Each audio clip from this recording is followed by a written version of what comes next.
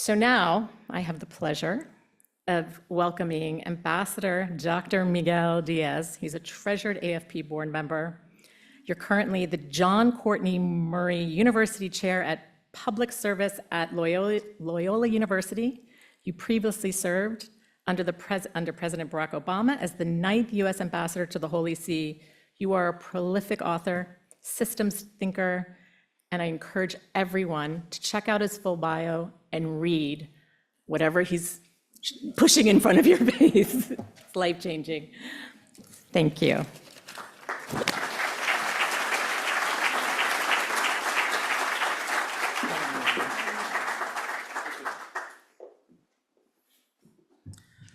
Thank you, Liz.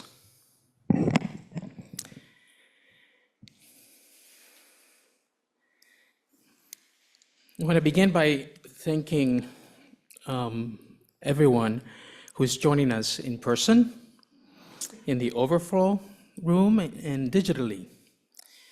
And I can assure you that we are all here for a great treat this morning.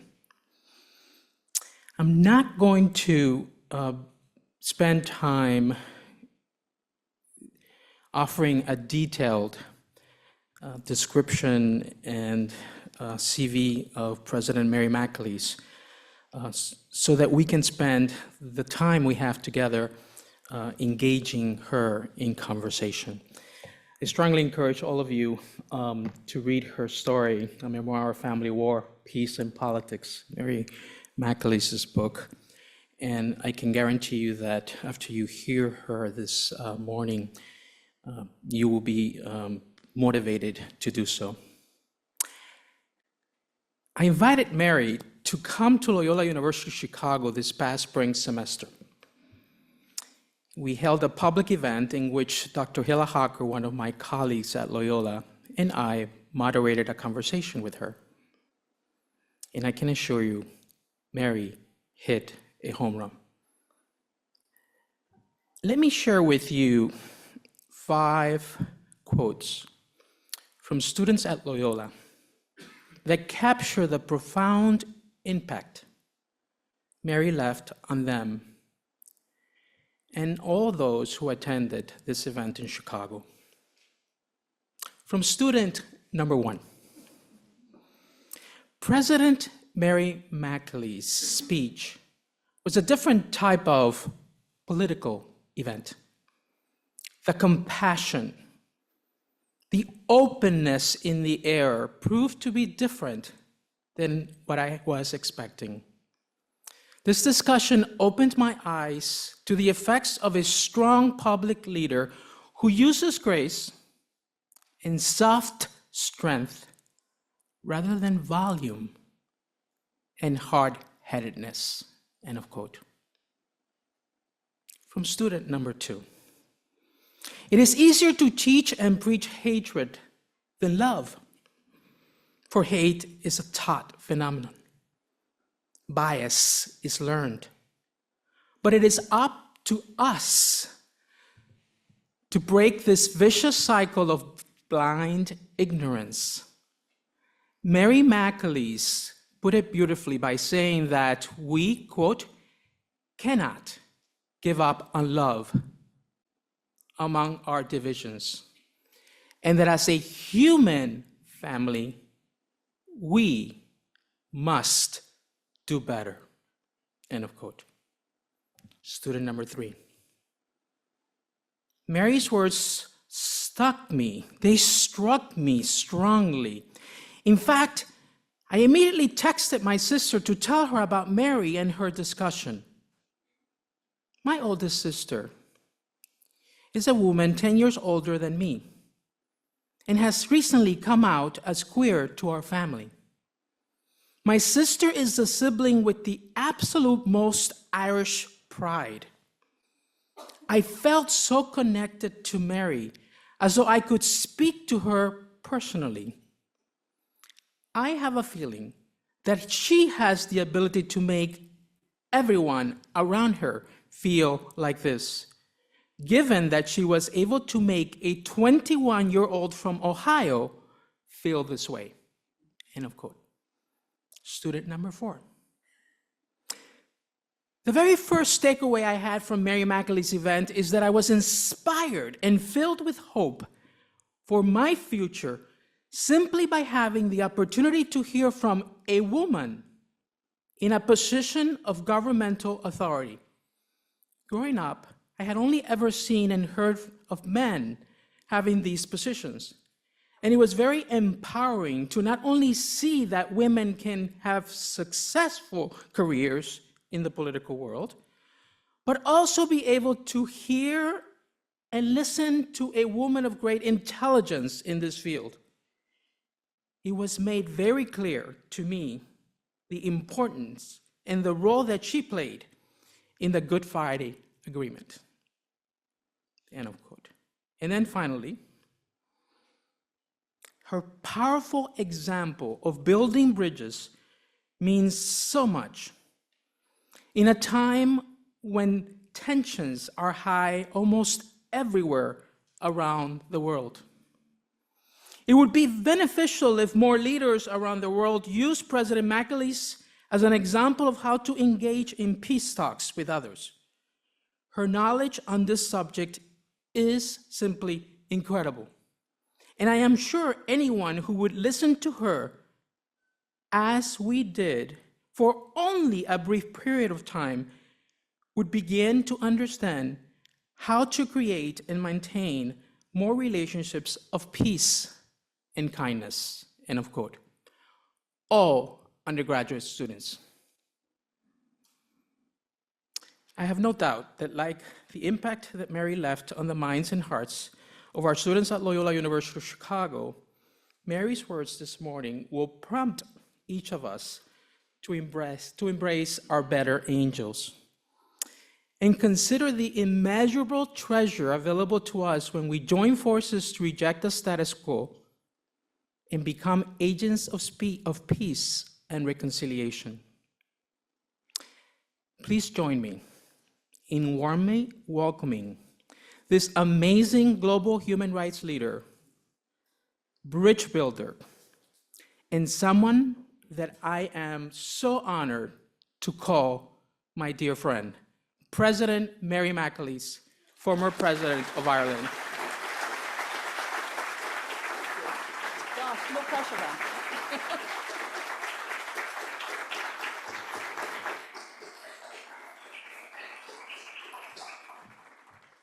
Hi, everybody. How are you? Very well. No pressure. No. Good to see you all. Can I thank you also for asking me? Yeah, a big thank you to the Institute of Peace and indeed to the Alliance of Peace Builders. It's great to be in the company of people that you know you're going to agree with. Doesn't always happen. So I'm very pleased to be here. Thank you. Thank you, Mary. So let's begin. Can you begin by sharing with us a little about your experiences growing up in Northern Ireland and how those experiences shaped and impacted your desire to become a bridge builder? Well, I'm from Belfast. Anybody here ever visited Belfast? Oh, wow, a lot of people. Excellent.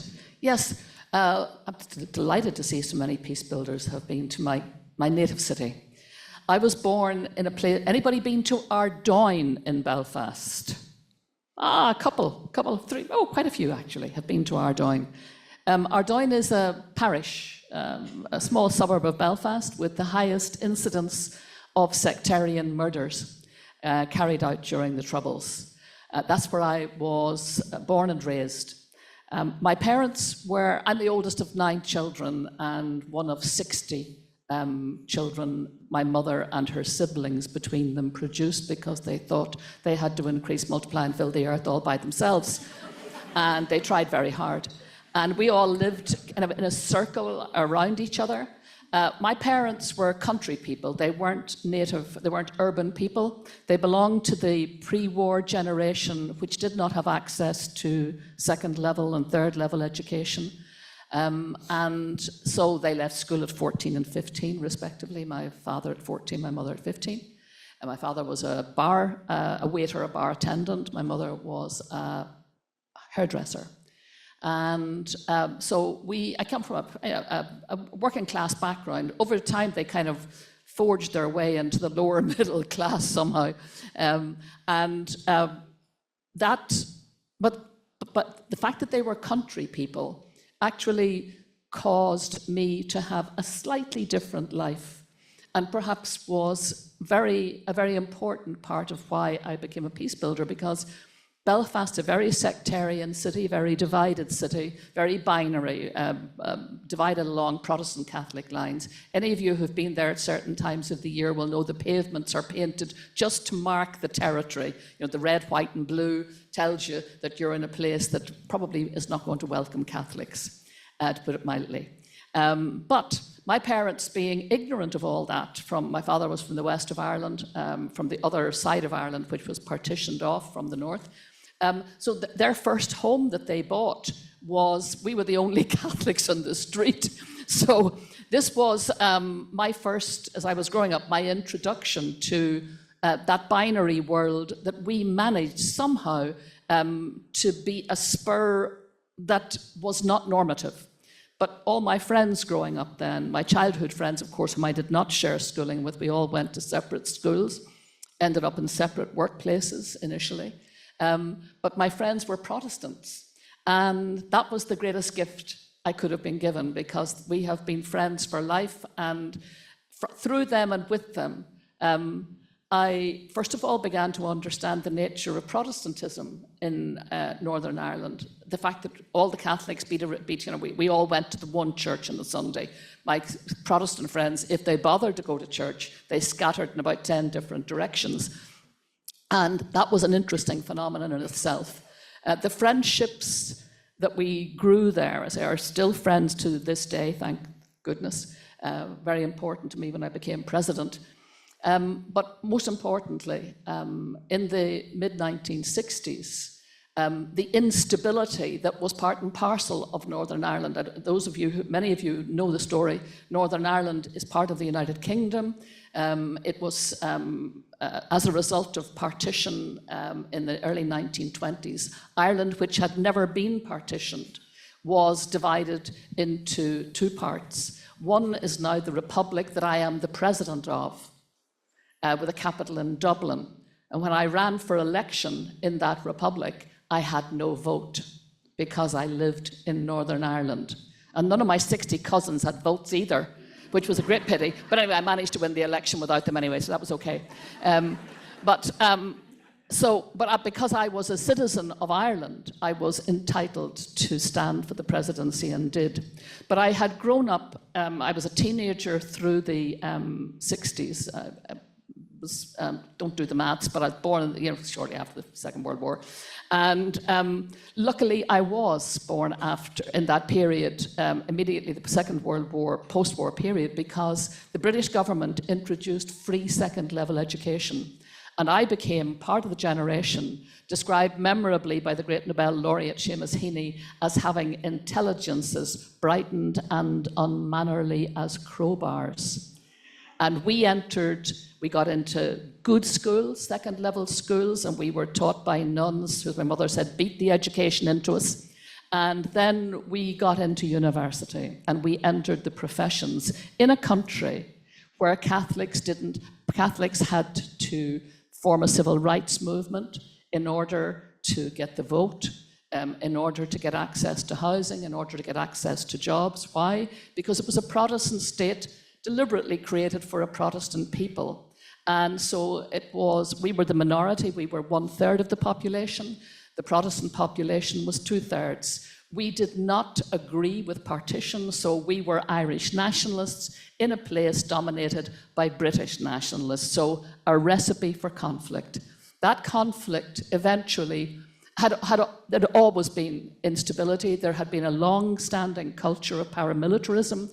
And so when I see the word peace written, and one of the messages I want to leave here very strongly today, peace is the future of the human race, if the human race is to have a future. It has never been the past. Peace has never been the past, ironically. Conflict has marked human history for as long as we have been marking human history, regrettably.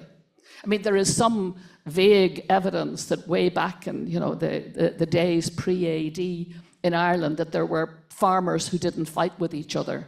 I'd love to have lived then. But the truth of the matter is that peace is the future that we are trying to create, because it is the culmination and the fulfillment of human dignity. And what we have experienced, I born a Catholic, my next door neighbor born a Protestant, the minute we were born, we children were conscripts. We were conscripts into world views in which history was a set piece, the past was a given. We didn't share the same view of the past, because by the time we were born, that history had already been edited and told to flatter one side, which was not my side. My side had another version of history that flattered its view. So suddenly, the neighbors that I lived with and played with, unknown to us little children as we were growing up, we were growing up in a time and in a place where we were being recruited to hate one another. And it's as simple as that. It's as simple as that. The toxin of hatred is so easily spread, and it was the past. So the past, for those who are peace builders, what we are trying to do is to radically interrupt that past so that the spores of hatred from that past that are carried through the lives of children, hatred is taught, history is taught, versions are taught, vanities are taught, entitlement is taught. All of that is taught and caught by the little mind, often handed on by loving parents, good people, trying to do their best, thinking they're doing the right thing, but in fact, recruiting a child to be not a good neighbor, not someone with whom you can build a peaceful future. And so I grew up, war broke out in the 1960s. I came back one night from the night that I knew I was getting into university, the first of my family to go there, and my parents, of course, thrilled, and our parish priest invited myself and another girl who were a parishioner also. We both got into university, and he invited us out for dinner. And we came back into the parish that night. And I was going to be a lawyer. I wanted to be a lawyer. And at the top of the road where we were to go left for my house and for the other girl who was with me for her house, the monastery was to the right, our houses were to the left. We saw my friend's father on the street with a hurl. Anybody know the game of hurling, which is an Irish game? It's kind of like hockey for maniacs. And, it's a big lump of a stick, unpolished, and you can use both sides of it and you wield it in the air. It's not like hockey where you can't lift the hockey stick above your shoulder.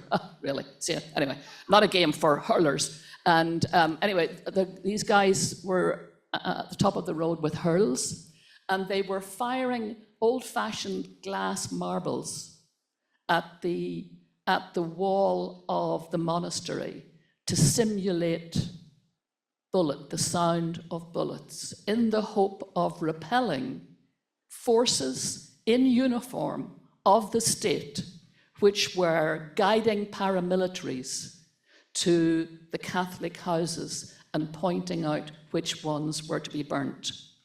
So that was the beginning of what we call the Troubles in my part of the world. I thought it would last a week. How naive. I was 18. I knew nothing. I thought it would last a month. I thought it would last a year. It lasted 30 years. So believe me, I know how difficult peace building is. But I also know from over those 30 years that there is actually lodged in all of us as human beings a deep yearning for peace, because conflict's not a nice place to live in.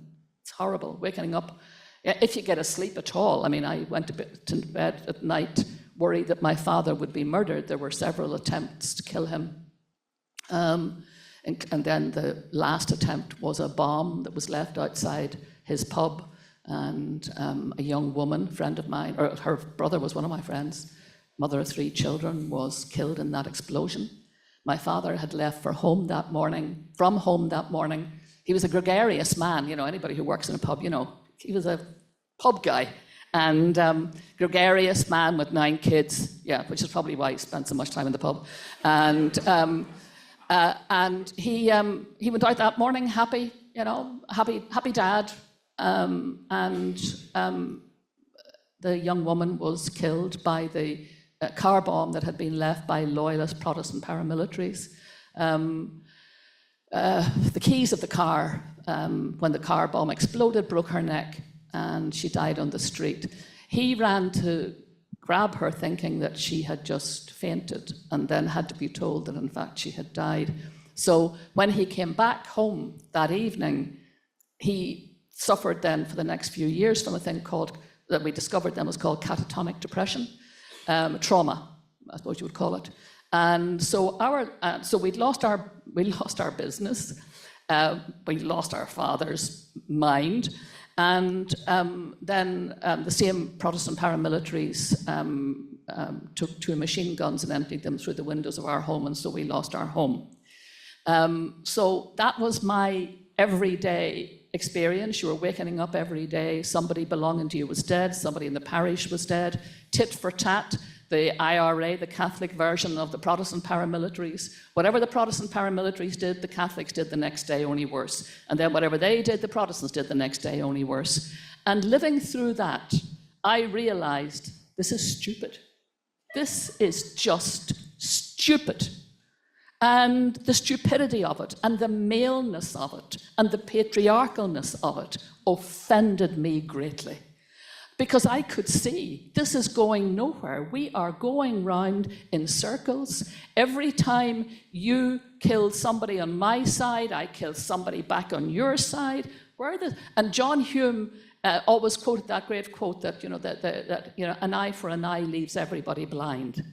And we were lucky that we had a leader like John Hume, who back in the 1960s, early 1960s, had analysed the cause of the ongoing instability that led to the outbreak of the Troubles, the unfairness, the injustices, the poor relationships between the fact that the government in England, in Westminster, ignored what was going on, didn't intervene properly, and when they did intervened clumsily. All of that. He had all of that brilliantly analysed, and for 30 years he nagged us until eventually his analysis became the seed corn of the Good Friday Agreement. So that was my hinterland. The realization of quickly realizing you can let the genie of violence out of a bottle and you will pay a dear price for it. And you will also spend years trying to get that genie back in the bottle, back to this thing we call peace. And that's when I realized that peace actually was something we'd never had. That there was always the instability, there was always the paramilitarism, there was always the patriarchalism, there was always the leitmotif of violence as the best way to solve problems. And that's what we have to shift. Peace is the future. It is the ambition for the best of human nature. So I decided, that's why I wanted to be a lawyer. I realized the laws of a Protestant state for a Protestant people were never going to work for peace. They were always going to work for instability. And so I think from I was a teenager, I committed to peace. Wherever there were peace-building initiatives, I would be involved in it in some way or another. And in particular, peace-building initiatives that crossed the Protestant-Catholic divide, because there is a tendency, regrettably, to ignore religion as a factor, to say, oh, it's all politics. Actually, there was a great expression by former Irish minister, a man called Conor Cruise O'Brien, who once said memorably that if religion was a red herring, it was a red herring the size of a great white whale. And I still believe that to be true, that we do need to take the issue of religion and the impact of religion, the cultural embeddedness of attitudes perceptions, laws, that come from very, very strong religious traditions. And indeed, you know, like 5 out of 7 people in the world are connected to one of those strong religious traditions. The impact of those for things that are malignant as well as things that are benign. I mean, I got my Catholic education. I became the lawyer. I became the president thanks to a half-decent religious upbringing. But there was a price to be paid. There was a dark side.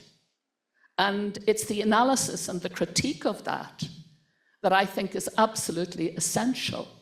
And in particular, I would commend peace builders to always be in dialogue, you know, with the religious, because I think we ignore them at our peril. I just finished off with, I've taken a long time to answer one question. My husband says I do that all the time. He should know, he's married to me nearly 50 years now. But Madeleine Albright, in her memoir, just said that when she went into the State Department, and she got these briefs, these massive briefs from analyses of expert analysis. She got one on Iran, it was about 1.5 feet thick of analysis. And then out of the wide blue yonder, it didn't mention religion. Out of the wide blue yonder, the religious revolution happened in Iran, and everybody went, what the hell happened there? Where did that come from? Missed, completely missed. So don't miss the layers that are the subterranean text of what is going on, impacting people's thoughts and minds, homophobia, attitudes to women, you know, it's all in there. And the important thing for me was the realization, holy God, I'm in the first generation that got the chance for an education. It's so much easier in the past to have, you know, infiltrated the minds of people who didn't have access to education. But we're a generation, we are the intelligence as brightened and unmannerly as crowbars. And we have to use our intelligences as the crowbars to get rid of all the obstacles that get in the way of peace. Peace of mind, peace of heart, peace in the home, peace in the community. And we know that there is a lack of peace in our world, but also a lack of peace that starts very often in the home, in the workplace, on the internet, you know, wherever 2 or more are gathered, and being nasty and mean and hate-filled. We who are the peacemakers have to stand our ground and be the voices of contradiction. And we can be. I mean, I think that's my thinking on peace. Peace is, you know, it's never. Any of you know the story of St. Columbanus, the great Irish saint of the 6th century, and he inherited the post-Roman Empire, the fragmentation of the post. Everywhere in Europe was a complete disaster, utter disaster, everybody fighting with everybody. But Ireland, funnily enough, at that time, was a peaceful place, a very peaceful place. The scholars came to Ireland with the books that were being burnt in Europe, and it was in Ireland that they were kept and they were copied. And not just Christian texts, you know, Aristotle, Plato, Sophocles, all carefully respected and then brought back to a fragmented Europe by a man who said, he used that expression, totius Europe, and he said, look, stop fighting among yourselves. The French and the Irish can be French and Irish. You can be British, you can be German, you can be anything. But if you continue to use those labels as mechanisms for hating one another and fighting one another, you'll just go around in never-ending circles. You'll never be prosperous. That peace and prosperity go hand in hand, and what drives them is partnership. And partnership relies on respect, a sense of the sacredness of the other human being, no matter what color, what gender, what politics, respect. And that is at the heart, I think, of peacemaking. Thank you, Mary.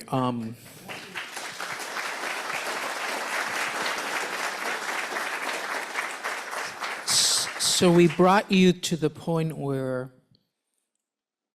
you spoke about how those childhood experiences, those experiences of growing up in Northern Ireland, and then the experiences of wanting to do your own conviction of wanting to do something about those experiences and those divisions, and the fact that we as human beings cannot sustain this kind of perpetual wars, suffering, trauma. What I want you to perhaps now turn our attention to is, all that process, that long process that led to the Good Friday peace agreement. And I want you to think of two things. I want you to think of the challenges, and for all of us here in this room, let's keep in mind that we have various conflicts around the world, not just in, with respect to, not just in the Ukrainian and Russian conflict and then the Hamas and Israeli conflict, but we have many, many conflicts around the world. So when you answer this question, Mary, maybe think about the challenges that we continue to face to address various conflicts, but then also the possibilities and the recipes that we haven't considered that perhaps we should consider. And on a number of occasions, when you speak about possibilities and recipes for success, you often speak about graciousness, pragmatism, tonality.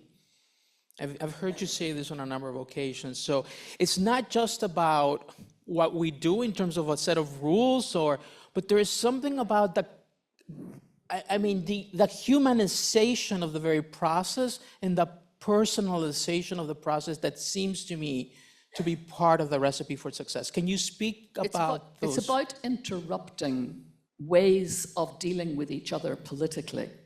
In the case of Northern Ireland, but I see it also in Gaza, one sees it in Ukraine, one sees it replicated in many conflicts, the hate-filled tone of the discussions on both sides adamant that the other is, and the othering of the other is all about me, characterizing them as evil, characterizing me, my side, as the victim, the other side is always the baddie. And so the language is very often raw. That kind of raw language is the same as killing people. If in the tit-for-tat killing that keeps hell going among neighbours, as it did in Ireland, Northern Ireland, the language also that is used also keeps hell going. It keeps churning up the hatred, and you need the fuel of the hatred to keep the conflict going. So to interrupt that, you need a new kind of language. We were fortunate in Northern Ireland that that language was introduced to us by an American, by a representative sent by President Clinton, and that was George Mitchell. George Mitchell should be canonized in his lifetime for what he had to listen to, for all those years in Ireland. But we cannot, at the end of the day, he brought parties into each other's orbit at a time when they would not speak to each other. They would speak to him, and he would then try and infiltrate their thinking, get behind the barriers of the hateful language, the condescension, the lack of compromise, just to see, is there anything in there? Is there anything he could work with? Any little fragment of hope? And one of the tools that he used was gracious language. He never was angry. He was always calm. He never said anything that offended people, which really annoyed them to begin with, because they really wanted, because they thought if he offended my side, then I know he's on their side, But he offended nobody. And in doing that, he taught all of us the lesson that the language we employ, the tone we employ, can create the conditions that are conducive to discussion. The other thing that he helped to do, and others worked on this, peacemakers were working like busy bees on this, because so many of the main players who had to be involved in bringing about a compromise that led to the Good Friday Agreement 26 years ago now, those people had, many of them, like for example, the British government at a stage had said they would never talk to terrorists. Well, if they had never talked to terrorists, we'd never have had a Good Friday Agreement. That's the truth of the matter. If the setting up of barriers to discussion, we in Northern Ireland can steadfastly say, along with one of the great, the wonderful researchers in this area, happens to be a woman called Louise Richardson. She's an expert on political terrorism, and she's an Irish woman, first ever female vice-chancellor of Oxford University, just recently retired, Dame Louise Richardson. And she has said emphatically through all her career, anybody who's ever resolved a violent conflict, a political conflict, who tells you they never talk to terrorists is not telling the truth. In order to resolve it, you have to talk to them. You're not going to agree with them. Of course you're not going to sit down and say, gee, I really agree with you. You're going to sit down and say, why are you doing this? Why do you do this whenever everything you do is moving away from the ambition you have, as we were able to explain to the paramilitaries in Northern Ireland?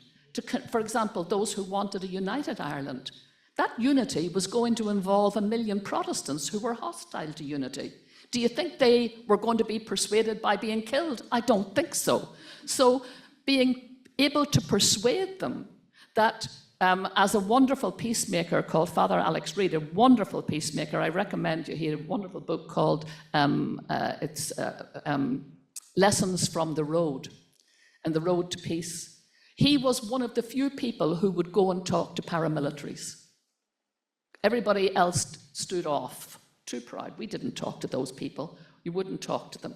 He talked to them. He went to the prisons, and he was the first person to notice the key that eventually, a simple key that unlocked the peace process. He realized they were tired. The paramilitaries were tired. They were in prison 10 years, 20 years, 30 years. Their kids were coming up now.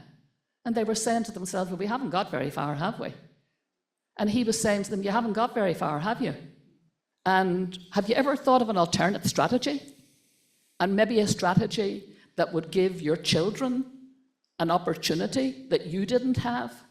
And because they were tired, he was able then to open up that space for discussion. And he set up a discussion between John Hume, the great strategist who brought about the Great Friday Agreement, the wonderful, wonderful thinker. But John Hume wasn't a man who insisted on hardcore principles. He was a pragmatist. He believed very firmly that 100%, if you insisted, as many conflicts insist, on 100% of everything, you end up with 100% of nothing. And the trick in peace building is to persuade that 90% of something is a hell of a lot better than 100% of nothing, because 100% of nothing means ongoing conflict and instability. 90% of something means everybody has conceded 10% and now has a vested interest in making that process work. They have invested in it.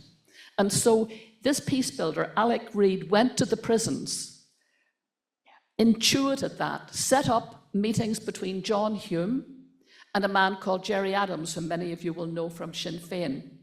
At that time, Gerry Adams couldn't be interviewed on television. His voice could not be heard. Sinn Féin, the party that he represented, was not regarded as politically acceptable.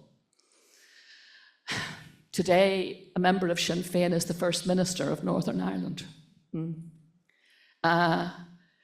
That's the journey we have travelled. And so John Hume and Gerry Adams were brought into each other's orbit by this little priest, this crazy guy, a great friend of mine, a wonderful friend of mine. He used to come into the house in bad humour, and he'd say, the Holy Spirit's on the subs bench. We'll have to get the Holy Spirit off the subs bench. Or he'd say the Holy Spirit was carried off injured. Everything had a footballer hurling metaphor. And there were great metaphors. But he persuaded John Hume to talk to Gerry Adams, believing that John Hume's analysis, the power of it, the integrity of it, allied to the fact that the paramilitaries on the Catholic side were now tired and were beginning to question the way forward. that if he could introduce John Hume to Gerry Adams and could transfer to Adams his thinking, and if Adams could transfer that thinking to the IRA and get them to think more strategically, politically, and move away from violence, we had a chance for peace. And that's exactly what happened. Who were the worst offenders in terms of criticizing that meeting between John Hume and Gerry Adams, which continued for a number of years because the violence continued all the time, were John Hume's own people all around him. People around him, his friends and relations were saying, are you insane? The newspapers crucified him. How dare he? I was very fortunate that I was a privileged witness to those talks. Father Alec Reid asked myself and another person to be interlocutors, to go out into the community and say, John Hume is not sitting in there, saying, Gerry, I agree with everything you believe in. I mean, as if. He was saying, Gerry, here's what you need to say to the IRA. Here's what the future could look like if they changed from violence to politics. Here's how they could achieve something great rather than keep on injuring the body politic and injuring human beings and killing human beings and actually deeply discrediting the very thing they stood for, a united Ireland. So I was privileged to sit in on those conversations, so I also knew and observed how Gerry Adams treated John Hume. He sat at his feet, the student listening to the master. And that was also very important. That was the relationship. And then he used the power he had to persuade the IRA, who then, of course, went on ceasefire, and the rest is history, are effectively disbanded nowadays. And all of those little pieces only happened because people who were peacemakers stood their ground even when all around them the winds were, the screaming winds were hurling abuse at them. Alec Reid had to take dreadful abuse. It had a huge impact on his health. John Hume was destroyed by it in terms of his health. And that's the fate of the peacemaker. The fate of the peacemaker is not always to come out of this healthy. John Hume came out of this a victim of stress. I mean, really, seriously? I'm warning you now, it's a vocation for life. You've got to put steel in your spine. There are people out there who are mean and nasty, and unfortunately, with the internet and these platforms that are regarded as publishers, not as publishers, but as platforms, and get away with defamation and destroying people's lives with their language. It's a hate-filled place out there, but we need the voices of contradiction. We need the voices of contradiction. And what Ireland taught me and Northern Ireland taught me is, in the end, the peacemakers triumph. But it's still not over, we still have to be vigilant. We still have to be the peacemakers who, in company, when you hear the word, for example, that is homophobic or sexist or sectarian, you've got to be the voice that says, excuse me, see that language? No. If I sit here and stay silent, that language will continue its toxic journey. And even though you're my friend or my brother or my mother or my father or my next door neighbor, I'm sorry, but I have to say to you, I want to be your friend. I want to continue to love you. But this language is not the language of love, and it does not bring love to our world. So when I became president in 1997, before the Good Friday Agreement, and I said, as we were going through the door of the president's house, I had told when I was elected, I had said to the electorate, I'm here on this planet, in this space, with a job to do, and that is to build bridges in places where there's nothing. We don't have healthy relationships. At that time, the border between Northern Ireland and the south of Ireland, that partitioned border, was the land border in the European Union with the least trade across it. Like, go figure the stupidity of that now. The sheer, utter economic stupidity. Your nearest neighbours, we're an island, everything else would have to be shipped off the island or shipped into the island. But what did we do? We ignored the possibilities. Why? Because that was that crowd up there and we were the other crowd down there. We're not dealing with them. No, having nothing to do with them. Now I have to say we have a fabulous trading relationship, and thank God, and of course the Republic of Ireland is now one of the wealthiest economies in the world from a time when it was one of the poorest. So by being open and pragmatic, good things happened. And that's the story, really. That's the story for peacemakers. You are the people who are going to be saying, would you just give 10%? Do you think you could squeeze 10% to make a compromise? Is peace worth it to you? And we discovered after the Good Friday Agreement in 1998, it was put, the Good Friday Agreement agreed among the politicians and then put by referendum to the people, North and South, overwhelmingly endorsed by the people. And what did that tell me? That there is a yesness for peace deep in the heart of people, and they will follow good leadership. That if leadership is offered, they will follow it. And if it's not offered, we will do the cowardly thing. We'll stay in the place we were conscripted into as children. We won't break out. But good leaders can teach us to push out into the deep. And again, to quote Seamus Heaney, that there is a further shore that's reachable from here, even though it looks like you're going to drown. And that's what leaders, and everybody who's a peace builder has to be that kind of leader. I said when I went into the House of the President that I was going to reach out to all those constituencies that over their dead body would come to the House of the President, over their dead body. The Reverend Dr. Ian Paisley, he ended up having a breakfast with us in the House. That took about 6 years.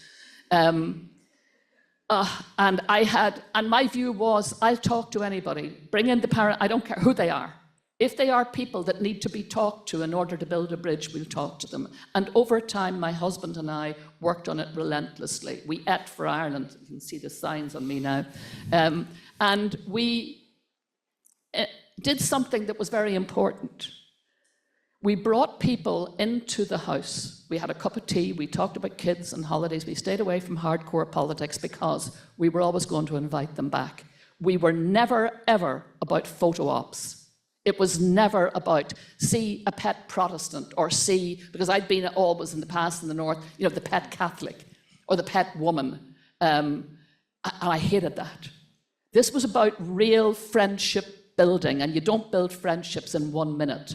You have to be there for people again and again and again, so that, for example, today, and I'm out of office a long time now, my husband every week will be in touch with loyalist Protestant paramilitaries whom he has befriended and formed a trusting relationship with. And the trust was built from day one when we said, you want to take a picture, that's fine. We are not sending this out to the press. We are here to build friendships, not for instant photo ops. And I think politics and politicians have got to be careful of that. The photo op syndrome, to me, has done a lot of damage to trust building. And we didn't do that. But I said to my husband the day we went into the House of the President in November 1997, I'd say, we are going to find out here. I thought I was going to be there for 7 years, but I was re-elected. So I was there for 14 years. I said, in 7 years, we will find out if the great commandment to love one another really works, because that's what we're going to try and do. And it's what we did for the 14 years. And at the end of that 14 years, in the last months of it, I was able to bring Her Majesty the Queen, Queen Elizabeth, to Ireland. She had never, ever set foot in the Republic. In 100 years, no monarch, no English monarch had set foot in the Republic of Ireland. The reasons were obvious. You know, history had conferred that level of enmity. I had befriended, or she had befriended me, whichever way you want to look at it, from before I was president, when in 1995. By God's grace, somehow we met, and I explained to her, I'm not a monarchist, I'm a Republican, but that when she spoke, I grew up in Northern Ireland. She was the Queen of Northern Ireland, but I never felt she was my Queen. She would talk about her loyal subjects, and the minute I heard that phrase, I knew that's not me. I'm not one of them. And I said, so I never felt you outreach to my community. And we talked, and she said, I said, you know, if I ever there's an opportunity for me to help you in your work, and she told me that she really, really always had wanted to visit the Republic. I was living in the North, working in Belfast and Queen's University, and I had no idea that I would be the president within the next 2 years. But she reminded me at the first opportunity that she had wanted to come. And I said, well, we'll work towards that. And we did. But of course, with an army of peace builders and peacemakers who were doing all sorts of things, women's groups at community level, cross-community groups, getting to know each other, listening to each other, beginning to examine their own version of history over and against the other's version of history, and beginning to realize, actually, there's bits missing here. The whole story of the First World War, told so badly, you wouldn't believe it. In the North, the story was only Protestants wore the British uniform in the First World War. Catholics didn't have anything to do with it. Why? Because in 1916, right in the middle of that war, a small group of Catholics, and indeed some Protestants, in the Republic had rebelled against British rule in the Rising. And so it suited the Republic never to admit that there were men at that time in British uniform fighting in Belgium, and it suited Northern Protestants to preen themselves that they were the only ones who supported little Belgium and democracy. The truth is, 200,000 volunteers from all over the island of Ireland wore British uniform. 50,000 of them died, the vast majority of them Catholic Irish nationalists. When we found that, suddenly we realized we've all told lies about this to flatter the vanity of our versions of history. Now we need to tell this the right way up. And if we do, we'll create a platform of shared memory. We can go with each other to the Somme. We can go with each other and stand beside one another, shoulder to shoulder, at the monuments in Ireland, including in Dublin, where these great heroes were commemorated, but rapidly forgotten. And that has been, again, a very powerful tool. So you need an army of people doing all sorts of little bits and pieces of analysis and work to break open the narrative, interrupt the language, interrupt the narrative. And that's the work, and that's the vocation, and that's the challenge of peacemakers. And in that house, over those 14 years, Her Majesty the Queen came in 2011 against the better judgment of every diplomat on our side, against the better judgment, diplomats, of every diplomat on her side. I had to be utterly, utterly ruthless. Seriously, to say, it's happening, it has to happen, it will work well. There were obvious fears from the security people, they were legitimate fears, but even when we were agreeing where she would go, there was that gravitational pull of what I'll call cowardice, you know?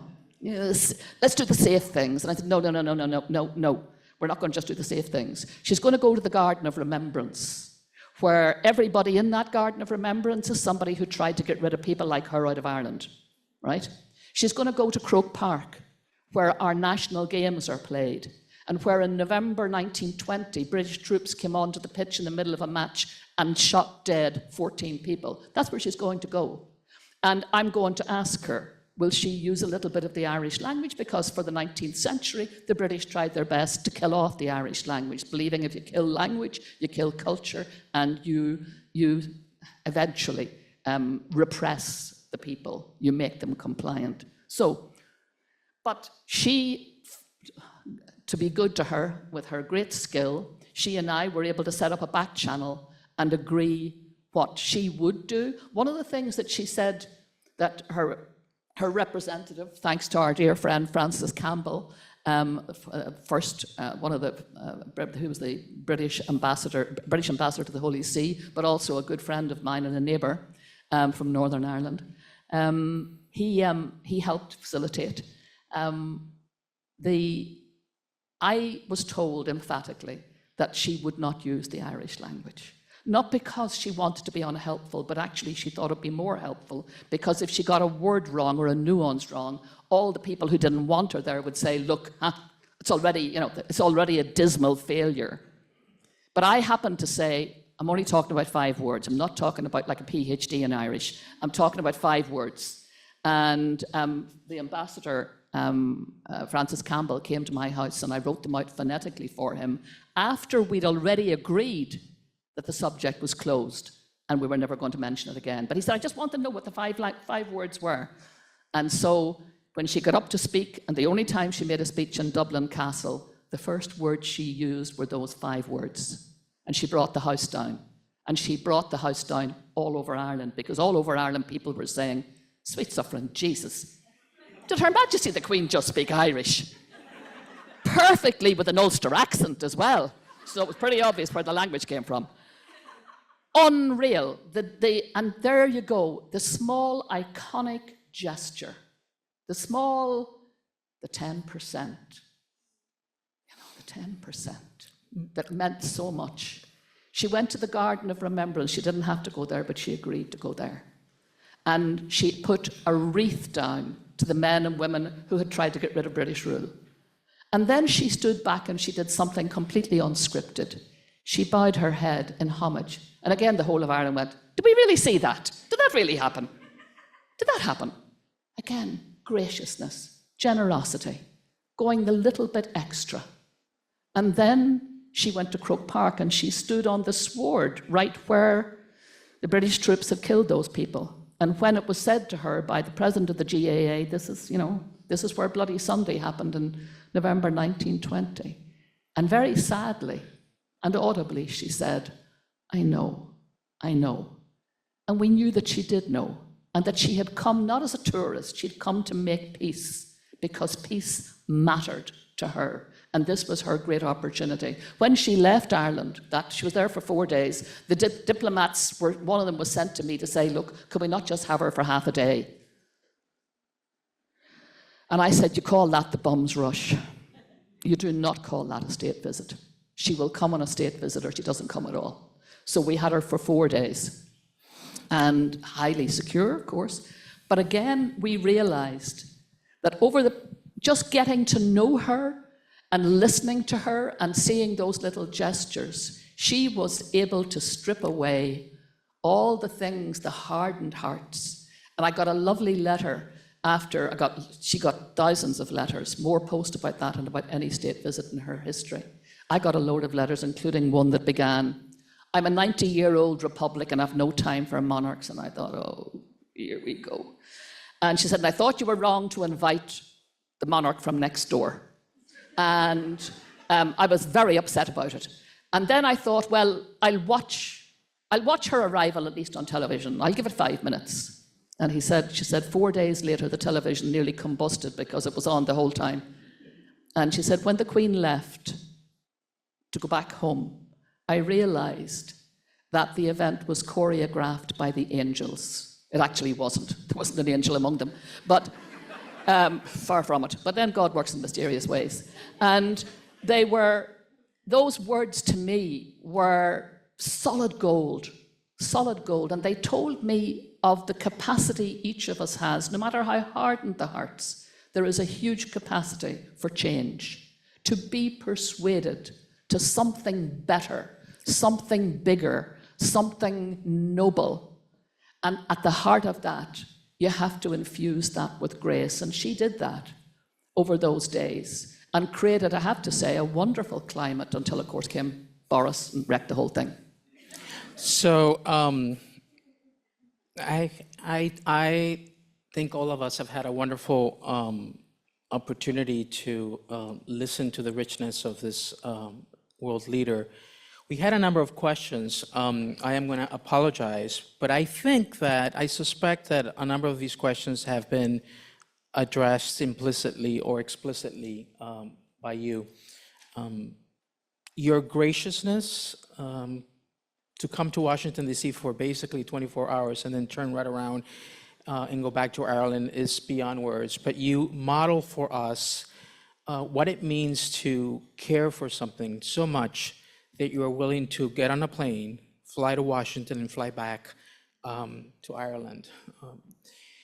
You've given us lots of food for thought in terms of, I was, as you were speaking, I couldn't help myself but to think about something that sometimes we no longer teach, the art of rhetoric. And I was thinking of St. Augustine.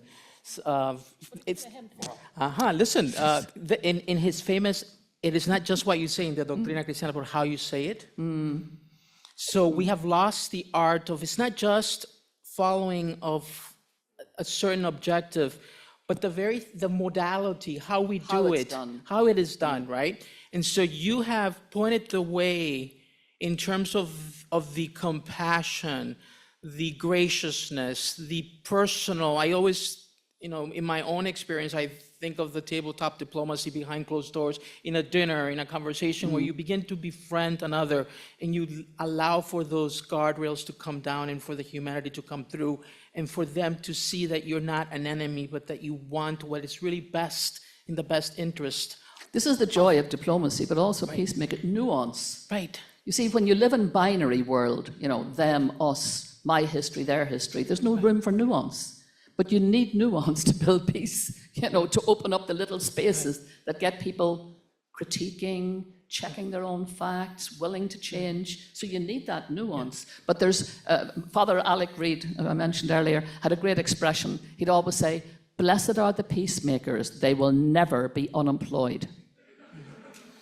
So I think on that note, I want all of us here present in the overflow room and those of us that have joined us in terms of the cyberspace world to thank you, Mary McAleese, former President of Ireland, for coming here with us and inspiring us, for challenging us to go beyond the status quo, and for that invitation, leaving us that invitation to really not give up, no matter how hard things are, and to trust that those angels, whether choreographing some event or in our hearts, will in fact produce the changes that our world so desperately needs and desires. Thank you for coming.